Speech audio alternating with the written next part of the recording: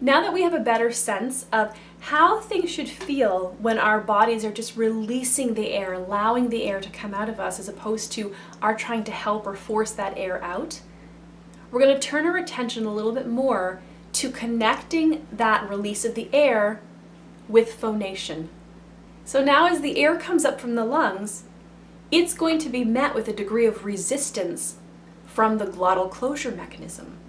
That glottal closure mechanism brings the vocal folds together so that they can vibrate and we can make sound. We need the air, and we need there to be a balance between how much we're compressing that air, how forcefully we're keeping those vocal folds together, and the kinds of pressures that we're allowing to build up underneath, and how forcefully we're trying to get that air out of us. Ideally, what we want is that feeling that we had when we were doing that exercise where we bent down and we were just moaning or humming or singing a vowel sound. It's that sense that there's this really wonderful coordination, this wonderful relationship, balanced relationship between the outgoing air and the sounds that we're making. And a lot of singers don't really get to experience that because they're too busy trying to help the air out. Now, a lot of singers find that they just can't get their instruments to coordinate, and they feel like they can't get that relationship, or they don't understand that relationship because they've been told that they need to help the sound.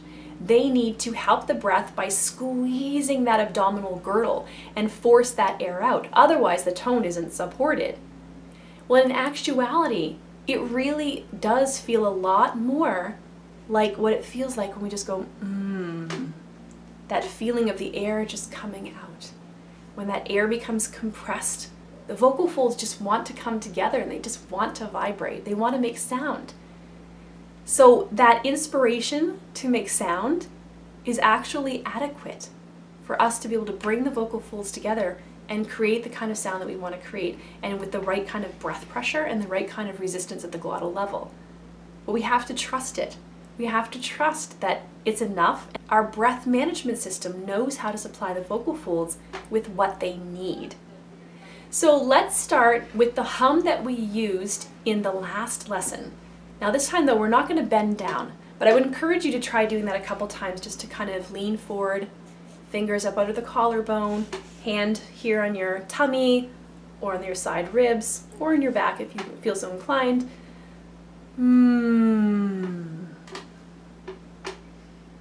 Right? Do that a couple times just to recall what that feels like. Just to recall how effortless it feels up in here when you're making that sound. And then we're going to transfer that to just regular seated singing. Or you can stand for this as well. So today we're going to start with a hum. And the idea here is to try to approximate the sensation that you experienced when you were bending at the hips, to be able to hum. That sensation that you have where the air just comes out, and when the air starts to come out, the vocal folds come together and there's this really nice relationship, and it all just seems to happen at the same time in beautiful harmony. That's the feeling that we want to transfer to our singing when we're seated or standing up. You can sit or stand for any of this today. So let's see if we can try to create that same sensation, that feeling of air rushing out. And again, don't worry about how it sounds. Don't worry about the pitches that you're singing. Just try to get that same sensation of the air just coming out of you.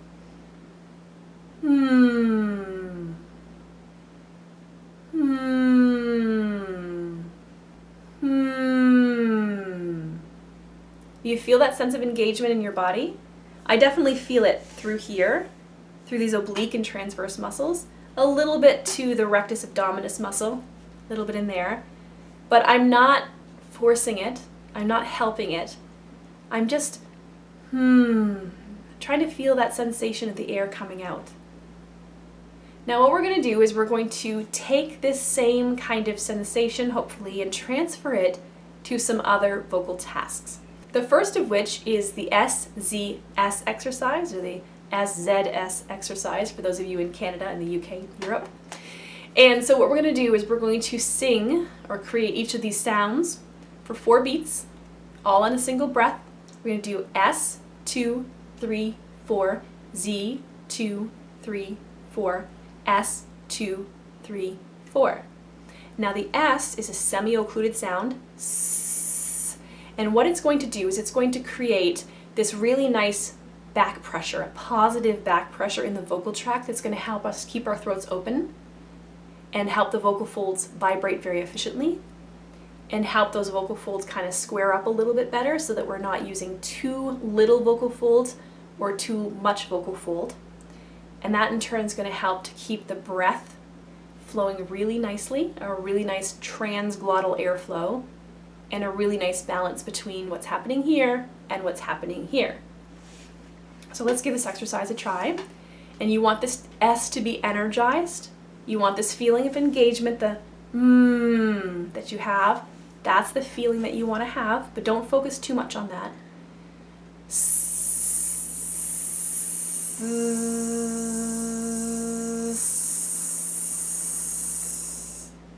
All right. I usually have lots of air left over because it's a short exercise, but counting for 4 all on one breath. And you want this sense of evenness across the hissing and the buzzing.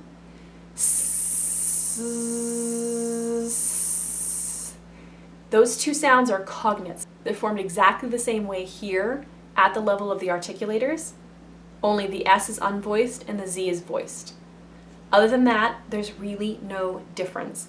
You will feel a slight difference with the Z because the vocal folds have to come together. So there's an extra area or level of resistance to that air pressure. So it will feel slightly different, but the idea is not to exaggerate that difference. So let's try that again. S, Z, S.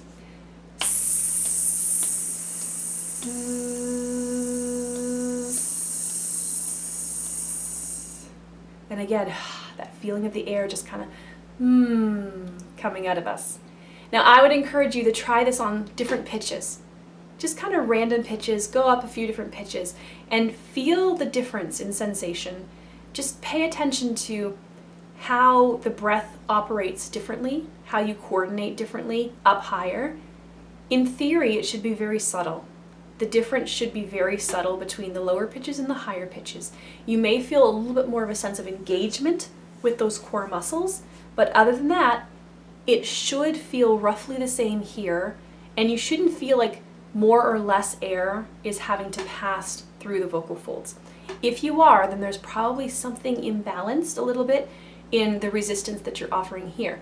And in the next lesson, we're going to talk more about the onset of sound and how to find some balance there using that breath work, using that connectedness with the breath, because how we use our breath is going to determine to a large extent how we begin, how we initiate our tones. So the next exercise is the S, Z, O, Z, S exercise. Same thing as the last one, all on one breath, 4 beats each, but now obviously we have 8 extra beats this time around, so it's going to be a little bit more challenging. If you find that you are running out of air with the first set of exercises, or the first exercise, then pick up the tempo a little bit so that you have enough air to get through without feeling like you're running out of air at the end of it. All right, so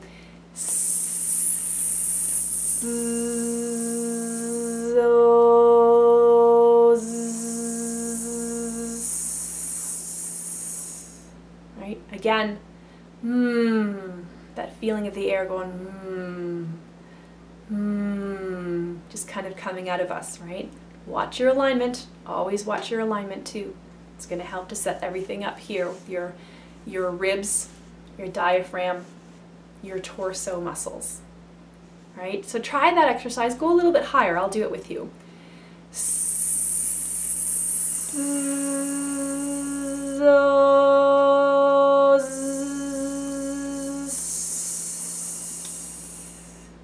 Right.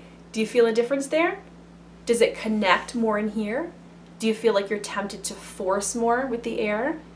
Or does it just feel as though the breath management muscles kind of just respond to the sounds that you're intending to make, to the pitch, to the intensity? We want that responsiveness.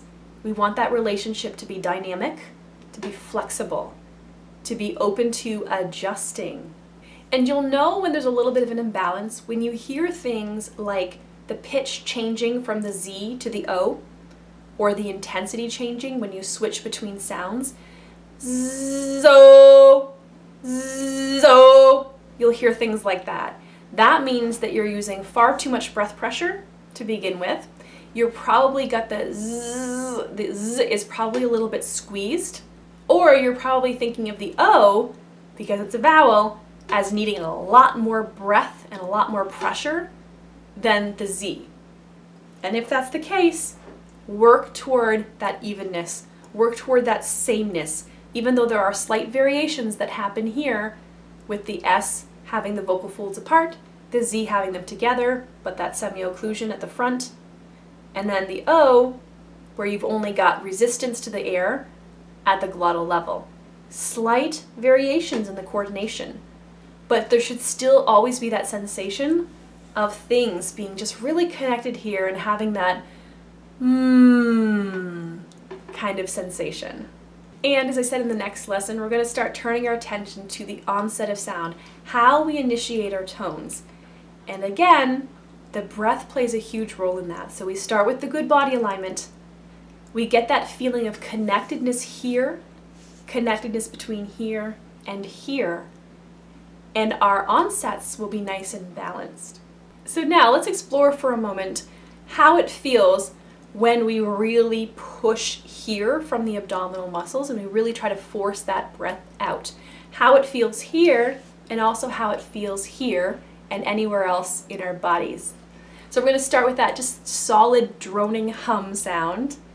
And then partway through, we're going to switch to forcing that air out. And let's see what happens. I'm going to put my hands here so I can become really aware of how things are feeling.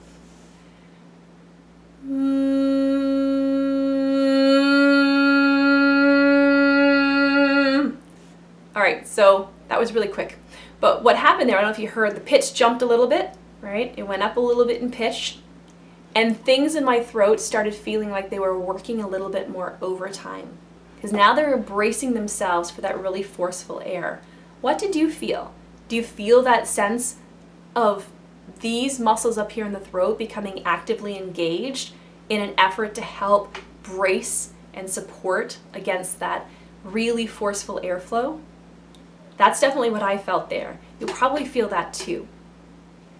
Try it again if you're not sure. Try it again if you weren't really aware of how things felt. Put this video on pause and try it a few times. Think about different parts of your body. What are you feeling? If you can only focus on one part of your body at a time, focus on the core here. And then focus on the throat. Focus on the jaw or the face. And again, in the next lesson, we're going to start exploring the onset of sound, finding a good balanced way to initiate our tones.